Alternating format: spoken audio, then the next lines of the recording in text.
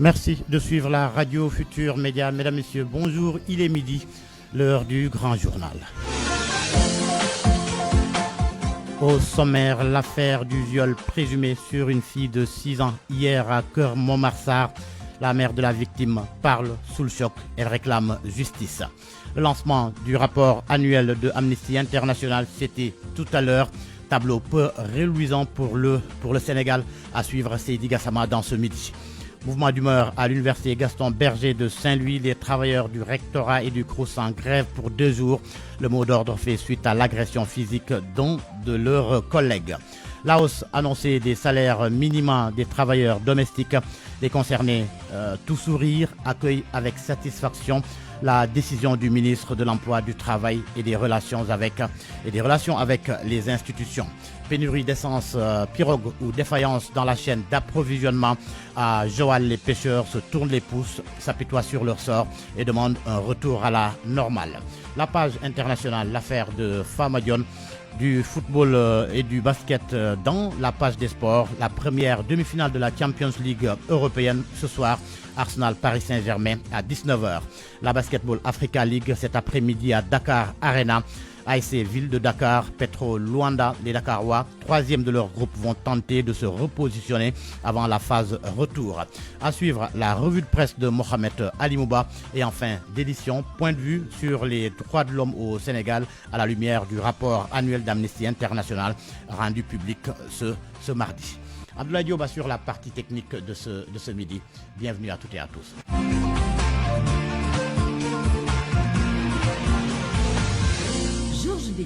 D'abord, cet accident tragique ce matin à Tambacounda sur l'avenue Léopold Sédar Senghor.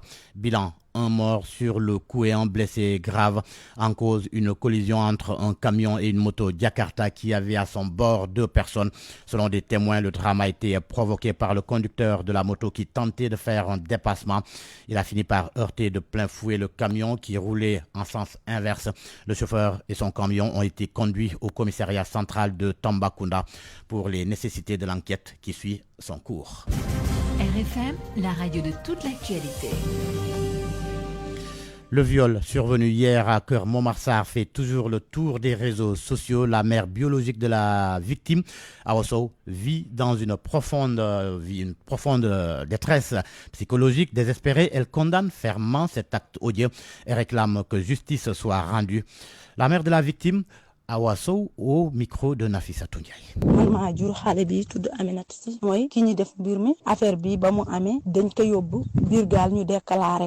Je suis la mère de la victime Aminata Sy. Quand les faits se sont produits, je me suis immédiatement rendue à la brigade de gendarmerie de Keur-Montmarsar pour faire une déclaration. Ensuite, je l'ai conduit au district sanitaire de Keur-Montmarsar, mais les médecins l'ont renvoyé à l'hôpital Amadou Sakhir Mbaye de Louga. Face aux médecins, la fillette dit qu'elle avait perdu connaissance en premier lieu. Après l'acte, il y avait même des gens qui l'avaient aperçu, mais par la suite, il a complètement disparu dans la nature. En tant que mère, je suis plongée dans une profonde tristesse, surtout à ce moment-là où je suis malade.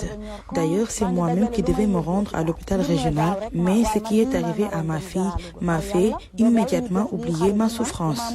Je prie vraiment pour que justice soit faite, car cela a installé la psychose chez les mères de famille, surtout moi, qui ne fait que m'occuper de ma famille.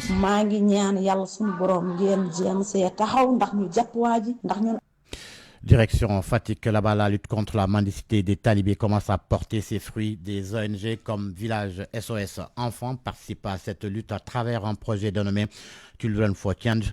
Plusieurs initiatives ont été prises pour améliorer les conditions de vie des talibés et des maîtres coraniques. Les acteurs plaident pour l'éradiction totale de la mendicité. Aminata Goudiaby. Sur les rues de Fatick, à certaines heures de la journée, il est rare de voir errer des enfants talibés. SOS Village d'enfants lutte depuis 2022 contre la mendicité et l'exploitation économique des enfants talibés. Le phénomène recule dans la ville. El Hadj Cheikh Gueye, directeur de SOS Village d'enfants à Fatick et coordonnateur du projet Children for Change. Il faut faire le distinguo entre l'enfant talibé et l'enfant de la rue. En général, les enfants talibés, certes, ils mangent, mais aux heures de cours, ils arrêtent la mendicité et ils rejoignent les daras pour apprendre. L'exploitation économique, on en trouve peut-être dans certains contrées. Ici à Fatick, on ne peut pas dire qu'il n'y en a pas, mais nous faisons de notre mieux, en tout cas en ce qui concerne les daras. Un paquet de programmes mis en œuvre pour améliorer le cadre dans les daras, talibés et maîtres coraniques enrôlés par le projet évoluent dans de bonnes conditions. Nous intervenons dans la prise en charge, dans la protection, dans la promotion, dans la participation des enfants. Prise en charge équitable de leurs besoins vitaux, prise en charge psychosociale et médicale. À Fatick, dans le cadre de ce projet, nous travaillons avec 19 daras et 671 enfants talibés. Un panel sur la situation des enfants talibés et des enfants de la rue s'est tenu à Fatick.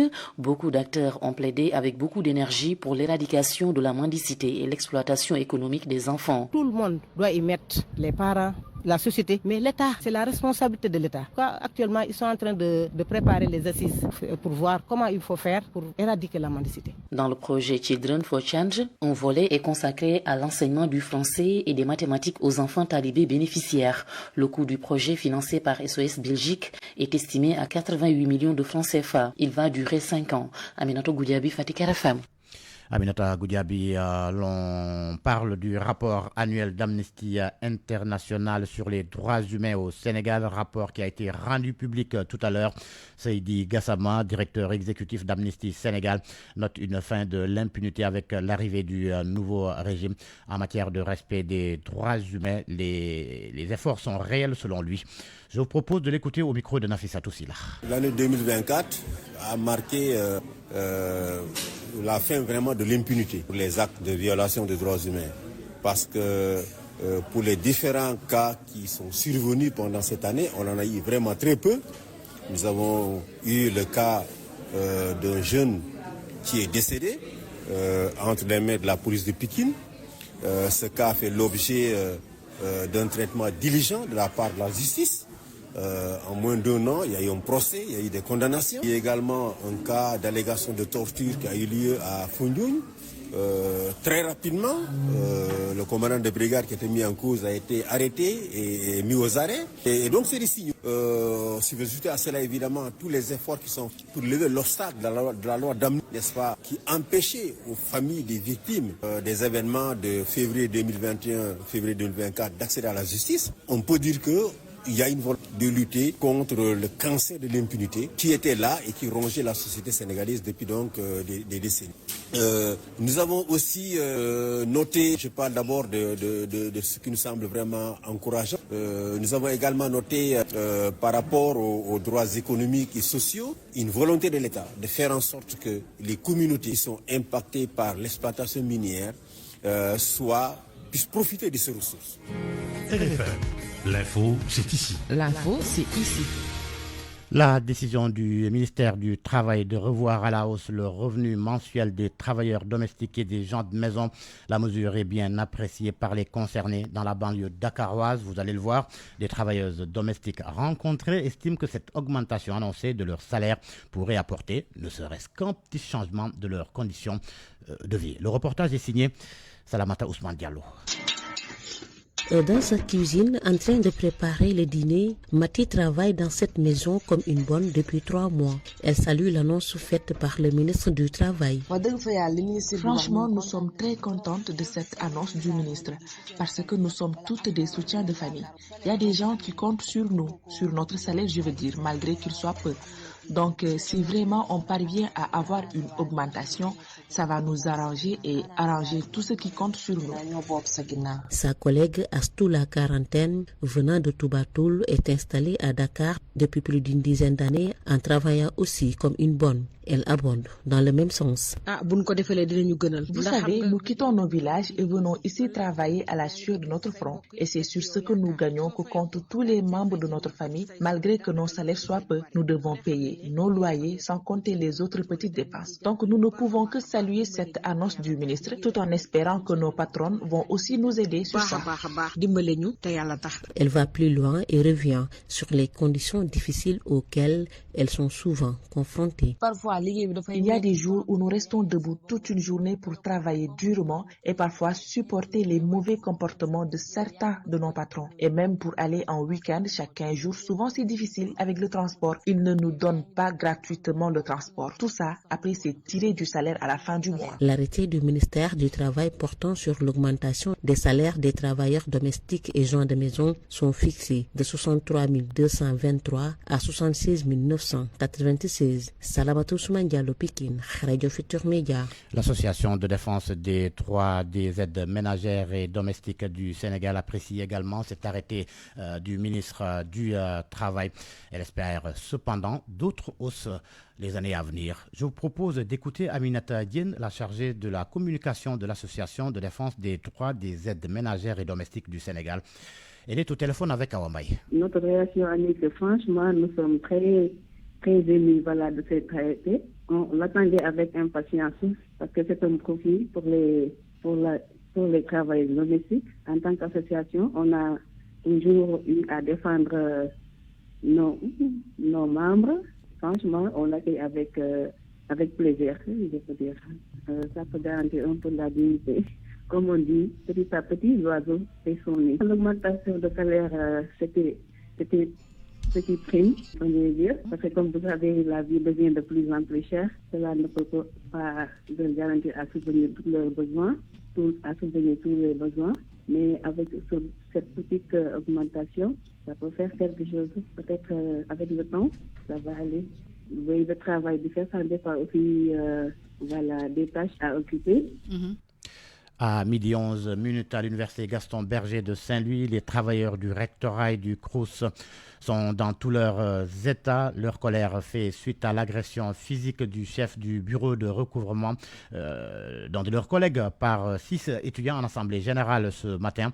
Ils ont décrété 48 heures de grève et face aux multiples agressions dont ils sont victimes, les travailleurs de l'université Gaston Berger de Saint-Louis haussent le ton et appellent le ministre de l'Enseignement supérieur à réagir. 6 étudiants de la commission sociale de l'université Gaston Berger de Saint-Louis ont agressé physiquement le chef du bureau de l'hébergement du centre régional des œuvres universitaires de Saint-Louis. C'est ce qui a provoqué la colère des travailleurs du CROUS et du rectorat ce lundi. En assemblée générale, devant les bureaux du CROUS, les travailleurs réclament toute la lumière sur cette affaire et demandent à la justice de faire son travail. Amad Diallo, le secrétaire général du syndicat des travailleurs des établissements scolaires et universitaires de l'UGB, alerte sur ces multiples agressions qui risquent à tout moment de perturber l'année universitaire. C'est ignoble parce qu'un père de famille, tabasser un père de famille devant ses collègues, il n'y a pas plus atroce. C'est regrettable, ce genre de comportement. Et tabasser un aîné.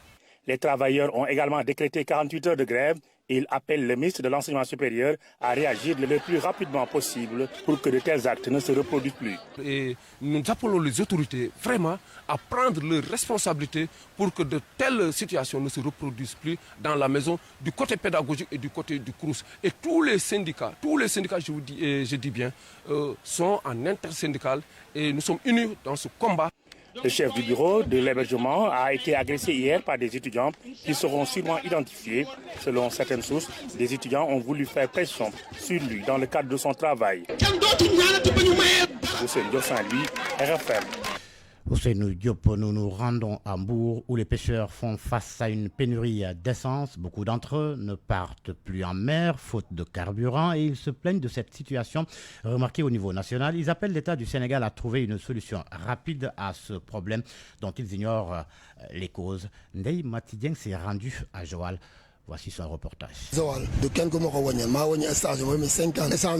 Ici à Joal, la pénurie d'essence pour les moteurs hors-bord est une réalité. Des pirogues sont restées à quai.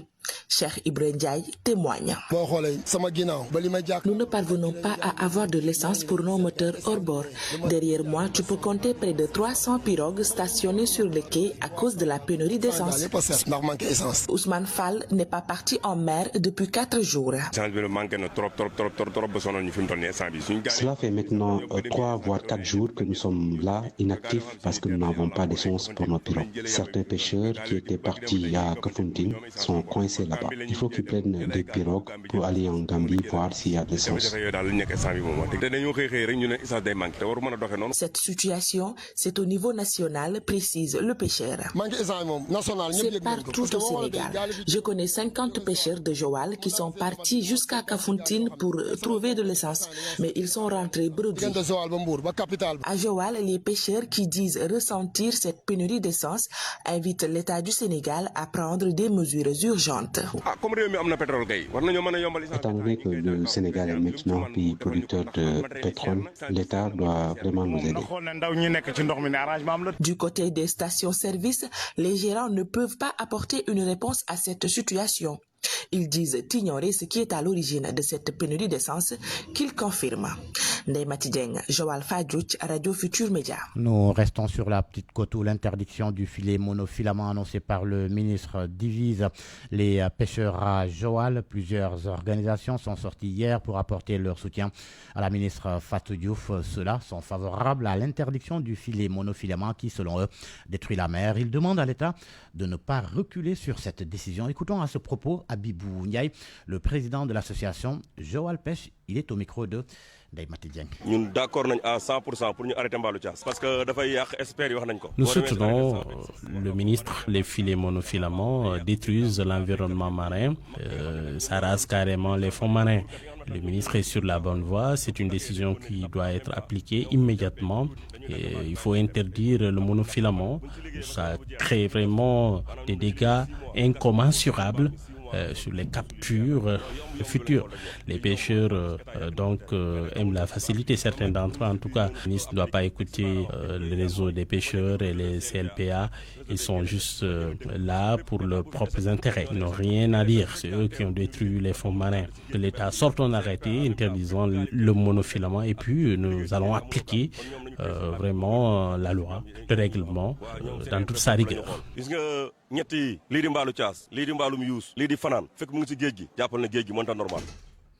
Agriculture dans la zone des Niayes, naissance de Tiatli, un mouvement qui regroupe des agriculteurs, maraîchers et éleveurs. Ces producteurs du littoral de Dakar à Lompoul crient leur désarroi. Ils disent être confrontés à beaucoup de difficultés. Des tonnes de légumes sont en souffrance dans les périmètres maraîchers. Ces producteurs déplorent le mutisme des autorités à qui ils demandent de leur attribuer les périmètres de restauration. Ils étaient en assemblée générale. Plus de détails avec Cheikh Anta Diop. Les habitants du littoral de Dakar à Gandiol, en passant par Notogoudiama, Fasboy, Diogo et Lompoul, dans la zone des Niayes, se sont retrouvés en Mboro pour lancer un cri de détresse par rapport à l'inaction du gouvernement face au désastre noté au niveau des périmètres maraîchers. Inspecteur Hassan Sow, leur porte-parole. On ne peut pas ne pas parler d'agriculture, de maraîchage quand on est dans la zone du Tchadli parce que c'est l'activité par excellence. Plus de 80% les gens pratiquent l'agriculture. Nous avons besoin de plus de considération de la part des autorités. Aujourd'hui, le Tchadli ou bien le littoral souffre de beaucoup de maux. Ils cultivent beaucoup. Malheureusement, il y a beaucoup de désordre parce que si aujourd'hui des produits pourrissent et que les autorités sont là, ça veut dire qu'il y a un problème. Ce qui manque aujourd'hui, c'est des chambres froides. Ce qui manque, c'est une entente avec surtout les agroproducteurs. Mais quand même, ils ne doivent pas concurrencer les agriculteurs locaux. Ensuite, ils ont déploré le fait que la majeure partie du littoral soit constituée de réserves foncières. Ils demandent aux autorités de leur attribuer des zones de restauration pour en faire des lieux d'habitation. Que l'État nous accompagne dans ce périmètre de restauration-là. Parce qu'il le faut. Les gens doivent habiter. Les villages grandissent. Les zones grandissent. Les producteurs maraîchers de la zone des Niayes ont tous décidé d'observer un mot d'ordre de grève de 48 heures à partir de ce mercredi pour dénoncer les tonnes d'oignons et de pommes de terre qui pourrissent dans les champs. RFM Thiès, Cheikh Anta Diop. RFM. L'actualité internationale. Bienvenue Fama Dione. Merci beaucoup Georges Détier. En Côte d'Ivoire, pour démarrer, après la radiation de Tidiane Thiam, son parti se braque. Le PDCI, le Parti démocratique de Côte d'Ivoire, donne un ultimatum à la justice ivoirienne si rien n'est fait jusqu'au 2 mai 2025 pour réintégrer Tidiane Thiam Et sur les listes électorales ivoiriennes, le parti va lancer des actions de protestation sur l'ensemble du territoire national ivoirien. Là-dessus, on écoute Brédoumi Soumaïla, porte-parole du PDCI, au micro de notre correspondante sur place, Gobia Eyabi. Le président Tidiane Thiam, qui subit un harcèlement judiciaire, est né d'un père français et d'une mère ivoirienne. Selon la législation française et la législation ivoirienne, il peut jouir donc de ces deux nationalités. À partir de ce moment, il a fait usage de ses droits jusqu'à présent. En étant candidat à la présidence du parti, la législation ivoirienne et les règlements du PDCI-RDA l'autorisent à être président en tant qu'Ivoirien. C'est seulement pour postuler à la candidature de la présidente de la République que nos lois l'obligent à se dessaisir de la nationalité française. C'est ce qu'il a fait. Que vient donc faire cet harcèlement judiciaire qui ne finit pas? Le PDCI-RDA vient de constater que le juge, la présidente du tribunal d'Abidjan, vient de le dessaisir de sa nationalité et exige qu'il soit radié de la liste électorale. Le PDCI-RDA n'acceptera pas cette forfaiture que nos avocats appellent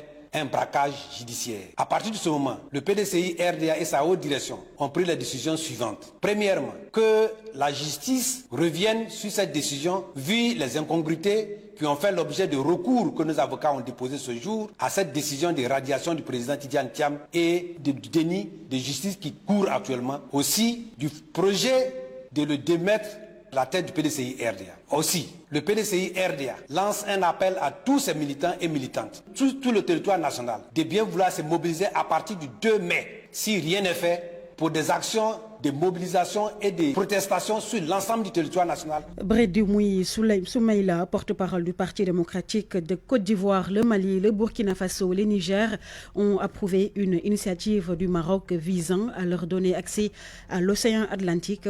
Les ministres des Affaires étrangères de ces 3 pays de l'Afrique de l'Ouest ont fait part de leurs positions respectives lors d'une réunion hier lundi avec le roi Mohamed VI à Rabat. En décembre 2023, le Maroc a annoncé une initiative commerciale visant à faciliter l'accès du Mali, du Burkina et du Niger à l'océan Atlantique via les ports marocains, après que la CEDEAO ait imposé des restrictions commerciales aux 3 pays dirigés par la junte Georges. Un violent incendie secoue l'Afrique du Sud. Un important feu de forêt poursuit sa course destructrice dans le parc national de la montagne de la Table. C'est au Cap, malgré les moyens colossaux déployés, l'incendie n'est toujours pas maîtrisé. Boubacar Dieng. L'incendie qui s'est déclenché le week-end dernier a consumé près de 3000 hectares de végétation et demeure hors de contrôle. Cet incendie s'est propagé en direction d'une banlieue, forçant les autorités à intensifier les opérations de secours depuis lundi. Dimanche, le maire du Cap a confirmé l'évacuation de près de 198 foyers dans le secteur de Nord-Lok-Manon, dont 48 personnes nécessitant une assistance médicale sur le terrain. Environ 250 pompiers soutenus par 4 hélicoptères bombardiers d'eau luttent contre les flammes. Les équipes d'intervention ont segmenté la zone affectée en 5 secteurs afin d'adapter leur stratégie aux conditions de vent particulièrement instables. La population locale s'est fortement mobilisée. Des dizaines de bénévoles apportent leur soutien en collectant vivres, eau et matériel aux postes de pompiers de Lakeside. Les causes du sinistre ne sont pas encore établis. Toutefois, une enquête préliminaire laisse entrevoir une origine criminelle avec des foyers identifiés en 3 points différents allumés simultanément. Une enquête officielle sera ouverte une fois l'incendie maîtrisé. En Espagne, Fama, après la panne d'électricité massive, retour progressif à la normale. L'électricité est quasiment complètement rétablie et ce mardi 29 avril en Espagne et au Portugal, après 24 heures de coupure de courant massive et exceptionnelle qui a semé le chaos dans toute la péninsule ibérique. Cependant, il reste encore beaucoup de problèmes, notamment pour les transports. En Espagne, seuls Barcelone et Bilbao ont pour le moment rétabli leur service de métro. À Madrid, la circulation de ces métros a repris, mais partiellement. Lundi soir, Pedro Sánchez, le Premier ministre espagnol, a annoncé que toutes les hypothèses étaient toujours examinées, tout en demandant à la population de ne pas spéculer. Merci, Famodion, pour l'actualité internationale. Parole aux auditeurs. L'actualité, qu'en pensez-vous? Moi, je pense que vous devez. Réagissez dans nos éditions d'information sur l'actualité. Bonjour. Du lundi au vendredi, vous avez la parole sur RFM. Avec nos deux intervenants, Denis Ndour, vice-président de la Ligue sénégalaise des droits humains, et Babacar Gaye, président du mouvement Manko Mouch, nous allons évoquer la situation des droits humains au Sénégal à la lumière du rapport annuel d'Amnesty International rendu public tout à l'heure. RFM Sport. Bien bonjour Malal Junior Diagne. Bien le bonjour Georges Detche-Diop. Alors du basketball pour démarrer cette page des sports, l'ASC Ville de Dakar défie le Petro Luanda à 19h. Objectif gagné pour se repositionner dans cette course à la qualification pour le Final Four. L'équipe de l'AS Ville de Dakar, avec une victoire et une défaite, doit obligatoirement battre l'équipe de Petro Luanda aujourd'hui à 19h. Comment corriger les erreurs face à l'équipe de Creole Star pour rendre une copie meilleure?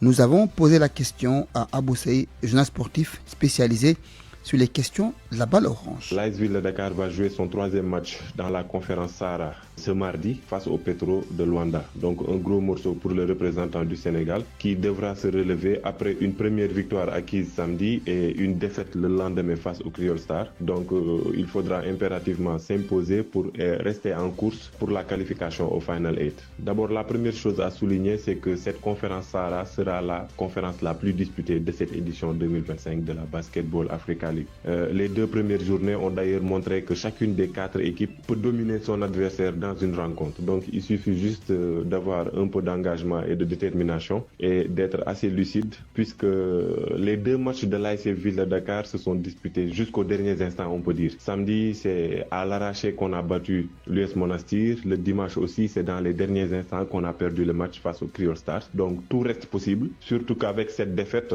on s'attend à ce que le groupe réagisse, le groupe redevienne comme elle l'a été samedi, resserrer les rangs au niveau de la défense, surtout retrouver le collectif qui nous avait permis de gagner le premier match, puisque face au Creole Star, le jeu collectif faisait défaut et on l'a payé cash à un moment donné, puisqu'il y avait une absence de réussite, surtout au niveau des tirs, ce qui fait la force de l'équipe. Donc le jeu extérieur, si jamais le jeu extérieur est retrouvé, ça peut être bénéfique pour l'équipe qui pourra bien dérouler. Football à présent, la Fédération sénégalaise de football, maître Moustapha Camara, veut le siège de président.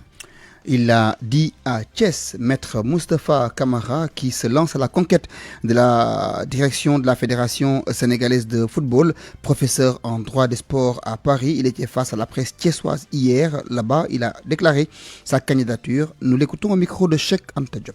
Je ne me suis pas levé un beau matin. C'est après plus de 20 ans de coopération, de collaboration ici au Sénégal. D'abord avec mon ancrage local. Le programme, il fait une centaine de pages. Quand je dis football pour tous, donc c'est un football inclusif, football professionnel, football amateur pour développer le football sénégalais. Le football de masse, c'est 98%. Donc on ne peut pas structurer, professionnaliser sans parler du football de masse, sans parler des navétanes. J'ai parlé de croissance, de dynamiser et de moderniser, de croissance économique, mais la croissance économique, ça suppose aussi une solidarité, une redistribution. Et la redistribution, c'est que, en tout cas, les produits de la croissance économique doivent revenir en grande partie à ce football de masse. On a parlé aussi de la sécurité. Il y a un volet sécurité. Quand on parle de sécurité, c'est plus les navétanes. En championnat, il y a moins d'incidents que dans les matchs de navétanes. Là aussi, le football de masse, les navétanes, sur les 100 pages, il y a minimum une vingtaine de pages sur le football de masse. On a parlé tout à l'heure, par exemple, des fonds d'investissement. Il n'y en a pas au Sénégal. Il y a quelqu'un qui m'a dit, moi, j'ai des millions d'euros, mais si je vais par exemple au Sénégal, comment je vais faire pour investir dans une académie, dans un club? Quel est le modèle économique qui est là-bas? Est-ce que c'est structuré? Est-ce que c'est professionnalisé? Une fois qu'on a tous ces préalables, ce n'est pas l'argent qui manque, mais un cadre pour attirer les investisseurs. Et nous proposons ce cadre. Le marketing, la vente des maillots, aujourd'hui, même la Jamaïque gagne plus que le Sénégal. La Jamaïque, ce n'est pas un pays de football. Donc on sait exactement comment il faut faire, avec qui le faire et avec quels moyens. Les navétanes, justement, la ministre des Sports Khady Diène a rendu un arrêté hier fixant les dates de l'organisation des navétanes 2025 sur tout le territoire national. Date de démarrage des compétitions arrêtée au 15 juillet, date d'arrêt des compétitions sur le territoire national à partir du 15 octobre 2025. Nous avons tenté de joindre ce matin Les responsables de l'ONCAV et ceux de l'ORCAV de Dakar pour avoir leur position par rapport à cet arrêté du ministre, mais nos tentatives sont restées vaines.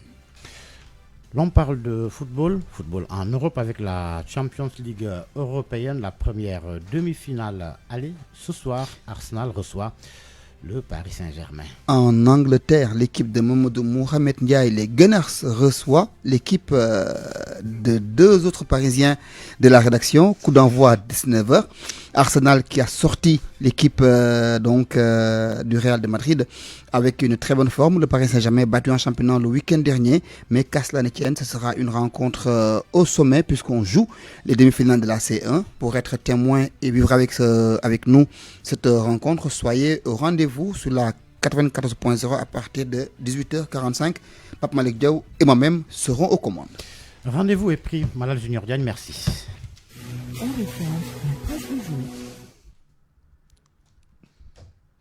La revue de presse de Mohamed Salimouba. Bonjour. À la une, les derniers développements dans l'affaire présumée de corruption impliquant l'ancien ministre garde des Sceaux, Ismaël Madior Fall. De l'enquête sur un professeur à la révélation d'une affaire d'État, ce qui devait être une simple vérification sur une supposée affaire de corruption impliquant le professeur Madior, a fini par lever le voile sur un scandale autrement plus grave. Au bout de la piste, ce n'est pas forcément une casserole universitaire qu'on découvre, mais un vol d'assiettes foncières maquillées avec un faux grossier qui met en cause deux anciens DG des domaines, Mambo Yao et Mamadou Gueye, qui placeront sur toute la une du journal L'Observateur, qui cherche décidément à explorer les méandres d'un dossier juridique où la justice semble avoir tiré un fil jusqu'à dénuder tout un réseau. Un mot, un qualificatif pour l'exprimer ce matin, explosif. Mon confrère explique comment l'affaire Ismaël Madior Fall chez Gueye a conduit à l'audition des DG Mamadou Gueye et Mamboui Yao. Entendu par les enquêteurs, Moustapha Ba, le président de la CCOD, a contredit les deux directeurs des domaines et évoqué deux lettres qui attestent le faux. La mafia des impôts et domaines de Guédiawaye s'est emparée de plusieurs dizaines de terrains avec des cartes d'identité ramassées. Le journal confie l'identité d'un demandeur d'emploi frauduleusement utilisé dans le vol des parcelles. C'est à la veille de ma convocation à la police que le responsable du cadastre est venu me supplier de ne pas le dénoncer, c'est confier la personne dont on a usurpé l'identité. Direct News monte alors au créneau pour demander ce qu'attend le procureur de la République pour arrêter le présumé corrupteur d'Ismaël Madior Fall, celui qui a avoué avoir corrompu l'ancien garde des Sceaux. Le professeur Fall est traduit, on le sait, devant la haute cour de justice. Quid donc du corrupteur lui-même? Pourquoi chez Gueye et Mohamed Anas Bachir, celui qui est présenté comme le témoin de cette affaire, continue de vaquer à leurs occupations, libres de tout mouvement? Pour le journal, l'aveu est la meilleure des preuves.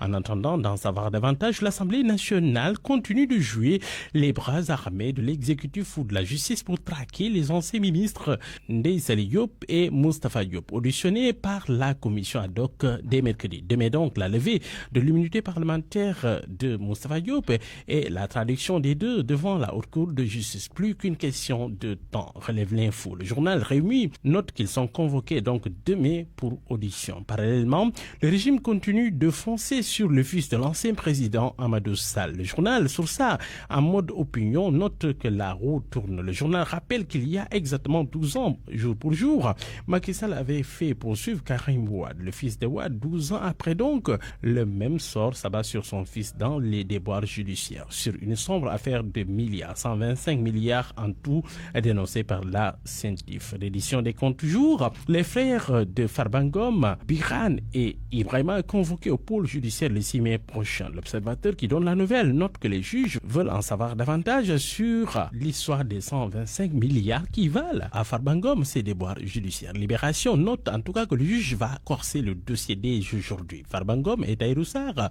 sont convoqués pour de nouvelles inculpations. La presse sénégalaise dans ses déboires depuis l'arrivée de PASTEF, la fermeture des médias du non-conforme acté. Vous le savez, c'est l'ultime pas pour tenter de museler museler la presse sénégalaise. La presse face à un écran noir pointe du coup le quotidien. Le CEDEPS, le patronat sonde la mobilisation face à l'arrêté du ministre de la Communication. Un mémorandum est annoncé sur les 13 mois de Diomaye au pouvoir. Tribune note que les patrons de presse et la CAP en ordre de bataille vers la saisine de la justice contre l'arrêté du ministre. L'une salle publiée vendredi dernier. Le CEDEPS dresse un tableau sombre préoccupant sous le régime de Diomaye. Campagne de dénigrement des entreprises de presse privées, blocage de leurs comptes bancaires pour tenter de les museler. À la une du journal Le Soleil, c'est Al-Sunuré où impose l'insalubrité, reprend ses droits, note le quotidien. Le journal note qu'un nouveau coup de balai du chef de l'État est réclamé. Un urbaniste, Omar Ba, a été interrogé par le journal. Selon lui, les autorités ont eu le courage d'évaluer avant d'arrêter. Évaluer pour mieux agir. Dans le journal Le Soleil, toujours, les travailleurs domestiques et les gens de maison vont voir leur salaire revalorisé. Réévaluation des salaires minima. À sa page 22, le journal note que ces petites mains vont afficher le sourire à la suite de cette décision. On les doit tous. Point de vue. Regard croisé sur l'actualité du jour.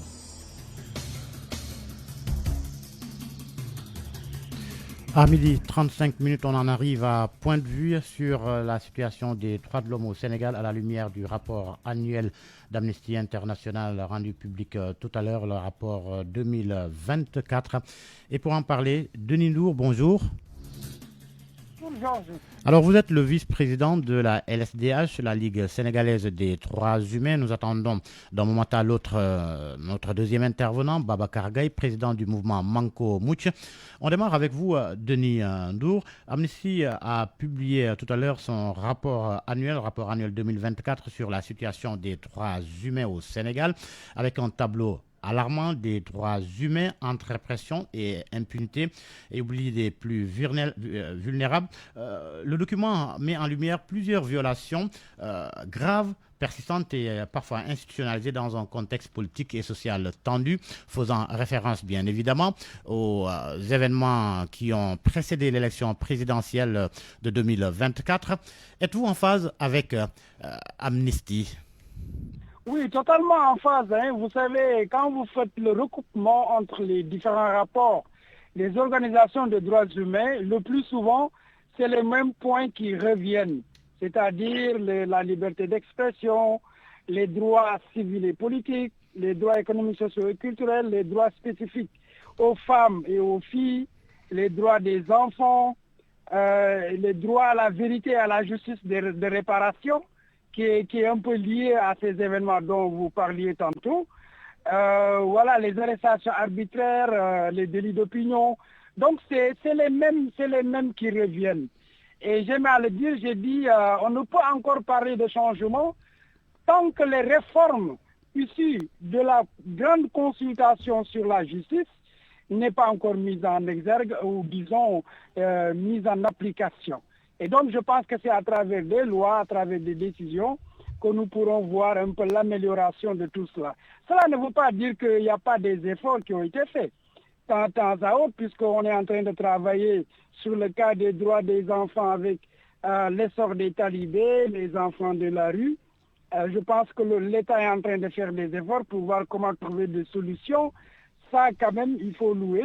La deuxième chose, vous savez, on a perdu notre statut en termes de rang pour l'observation des droits humains avec le Conseil national, le Conseil des Nations Unies sur les droits de l'homme. Et vous savez, dès qu'on a eu la chance de faire passer cette loi qui avait en tout cas consacré la commission des droits humains à la place du comité, je pense que c'est là l'occasion pour l'État de montrer que l'organisme qui est là, en tout cas l'institution qui est là, doit jouer son rôle pleinement, puisqu'on n'est plus comité, on est une commission. Donc là, c'est un appel que nous lançons au professeur Amsadou Sow Sidibé pour que voilà, tout ce qui a été notifié à travers ce rapport, voilà, avec son équipe, en collaboration bien entendu. Vous projetez déjà Denis Ndour, mais ce que vous avez évoqué tout à l'heure, des avancées qui ont été notées, est-ce que là, ce n'est pas une des failles du rapport ? qui met plus en lumière les violations des droits humains sans évoquer les avancées, même si vous parlez de petites avancées. C'est le format. C'est le format du rapport.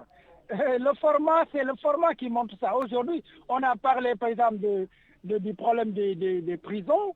Et vous savez qu'il y a eu un rapporteur spécial qui est passé au Sénégal il n'y a pas longtemps pour décrier un peu de façon très alarmante la situation des prisons, de nos prisons, pour dire que voilà, la population carcérale est assez alarmante du point de vue surpopulation.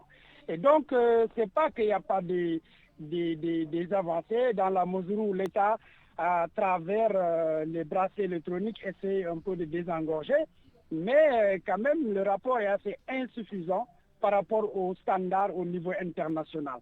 Donc, l'idée, c'est de ne pas dire que tout est sombre, il n'y a rien d'acquis. C'est vrai, mais le rôle dans cette perspective-là, le format, c'est de montrer ce qui n'est pas bon pour que l'État, évidemment les citoyens pour leur part, puissent corriger afin que nous puissions vivre dans un état de droit où le droit est soumis à tout le monde. Je reviens à vous, Denis Ndour. Babacar Gaye nous a rejoint, président du mouvement Manko Mouch. Bonjour Babacar. Bonjour. Alors, Babacar Gaye, on l'a dit avec Denis Ndour, le rapport annuel 2024 de Amnesty International sur la situation des droits humains au Sénégal vient d'être rendu public lors d'une conférence de presse organisée par son directeur exécutif. Alors, je le disais, le rapport parle de graves violations des droits humains au Sénégal avec une situation particulièrement tendue avant la présidentielle, répression des manifestations, impunité, selon Amnesty, renforcée par une loi d'amnistie qui continue de faire polémique. Êtes-vous en phase avec Amnesty International sur la situation des droits humains au Sénégal ? Merci beaucoup de m'associer à cette réflexion, mais vous comprendrez aisément qu'il est très difficile d'accorder du crédit au rapport d'Amnesty International présenté par Seydi Gassama, qui, dans sa posture, n'a pas été, de mon point de vue, à équidistance des camps politiques qui sont concernés par, justement, l'administration des droits humains au Sénégal. En tout cas de cause, nous ne pouvons que nous féliciter qu'il y ait un écrit qui pointe du doigt l'état des lieux en matière de respect des droits humains. Mais comme vient de le dire mon prédécesseur tout à l'heure, un rapport, c'est un tout. À mon avis, faire le point sur la situation des droits humains au Sénégal devrait d'abord procéder par faire l'évolution des droits humains, les acquis que les différents gouvernements, j'allais dire les différents régimes, ont pu obtenir pour ensuite déceler les failles et les manquements. Ce qui ne me semble pas être le contenu, l'essence du contenu du dit rapport, que je n'ai pas encore lu, je confesse, mais compte tenu de ce que vous venez de dire avec votre interlocuteur, j'en déduis facilement que ce rapport me semble être un peu biaisé. D'abord par la personnalité de celui qui l'a rendu public, parce que c'est naturellement lui aussi qui le conçoit.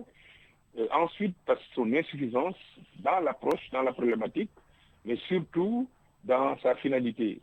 De mon point de vue, il est important de noter que le Sénégal a fait quand même des progrès, même s'il y a encore des insuffisances structurelles, institutionnelles d'abord, structurelles par l'insuffisance des infrastructures qui devraient s'occuper justement de ces questions.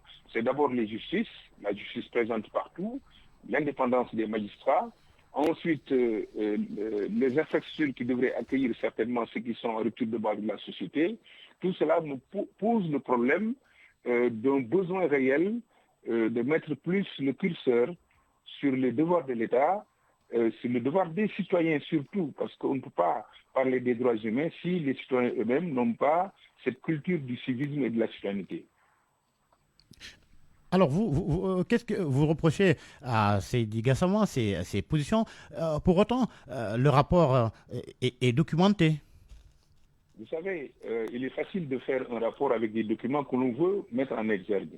Je ne suis pas sûr que dans ce rapport, le comportement de certains citoyens vis-à-vis de l'État, vis-à-vis d'autres citoyens, n'a pas été du moins mise en exergue. J'en suis pas convaincu. La personne de Seydi Gassama en lui-même ne m'intéresse pas. Vous voulez dire qu'on ne doit pas faire porter toute la responsabilité du contenu du rapport à l'État?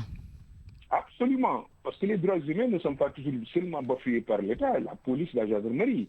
Le citoyen lui-même a des comportements qui, par moment, posent un problème de droits humains. On ne peut pas trouver, par exemple, une personne chez lui, le caillasser, brûler sa maison, prendre ses biens et ensuite qu'une organisation comme Amnesty International ferme les yeux.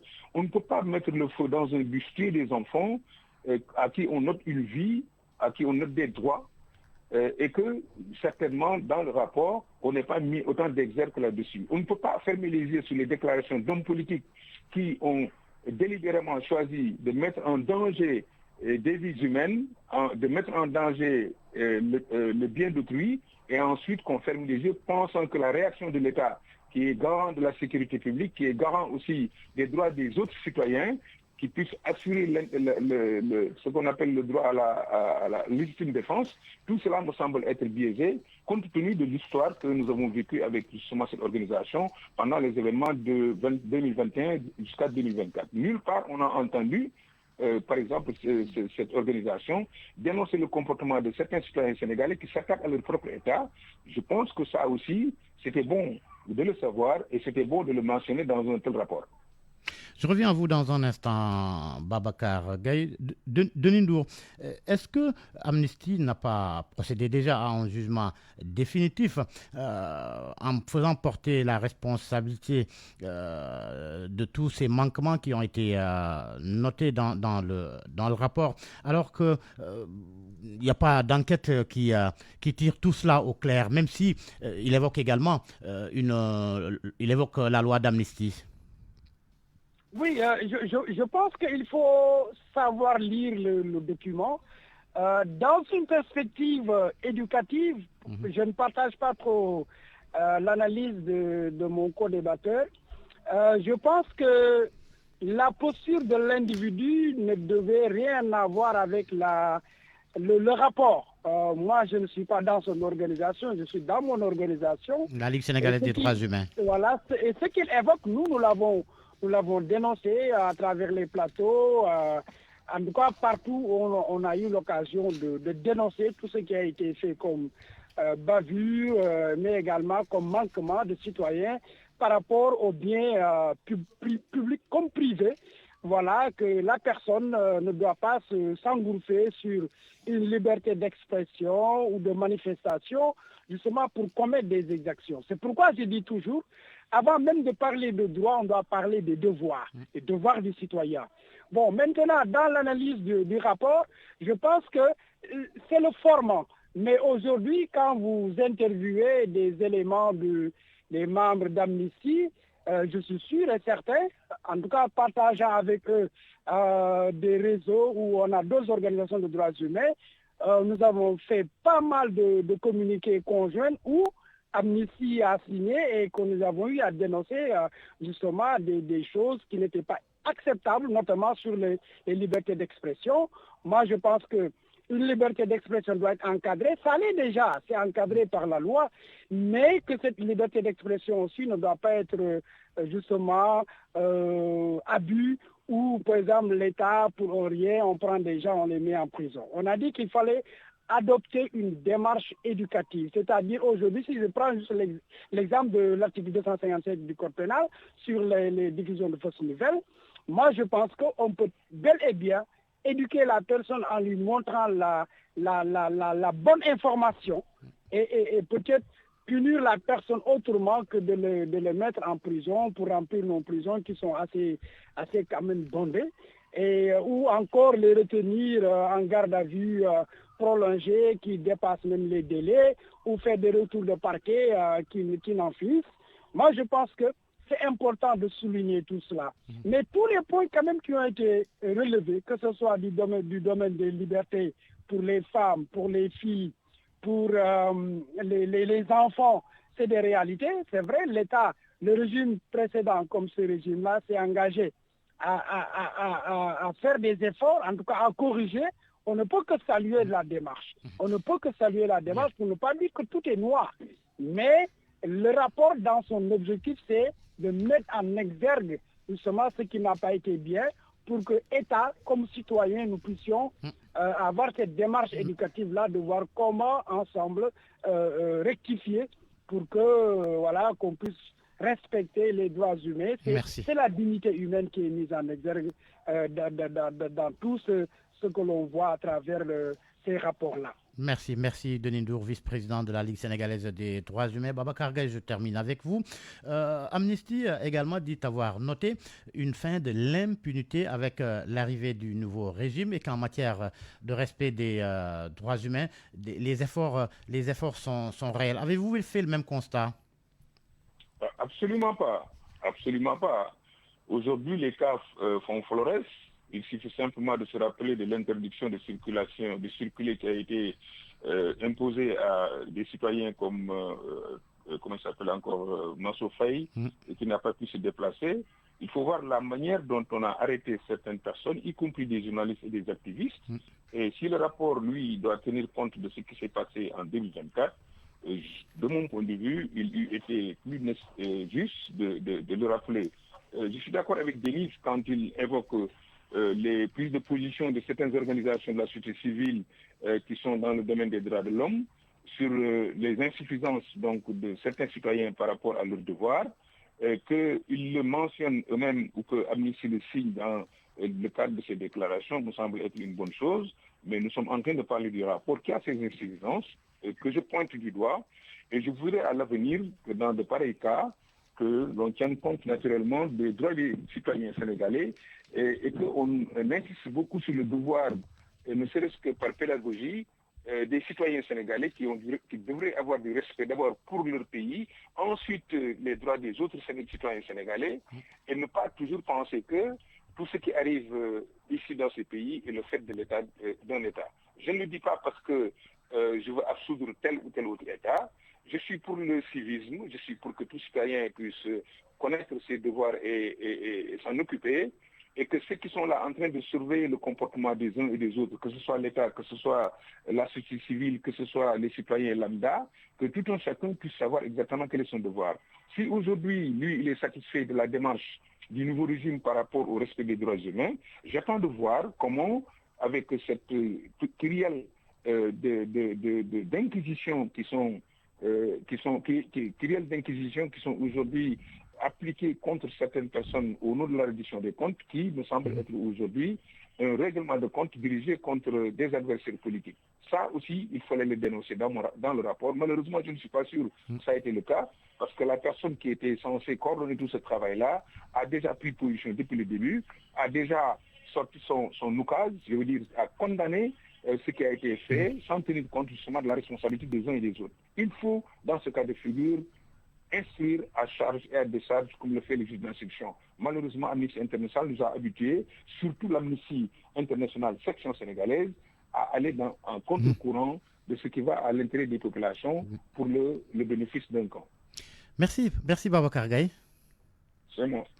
Merci Babacar Gaye, merci à Denis Ndour, vice-président de la LSDH, la Ligue sénégalaise des droits humains. Babacar Gaye, président du mouvement Manko Mouch. On aura l'occasion de revenir plus en détail sur ce rapport d'Amnesty International sur les droits humains qui a été rendu public ce mardi. C'était Point de vue et c'est la fin de ce grand journal. Merci à Abdoulaye Diop qui a assuré la partie technique, chef d'édition Awa Mbaye avec le soutien de Mam Astou Kana. 13h, retrouvez Seydou Nourouba pour le journal en Wolof, le grand journal en Wolof. Bonne suite des programmes sur Radio Futur Média. Bon après-midi à toutes.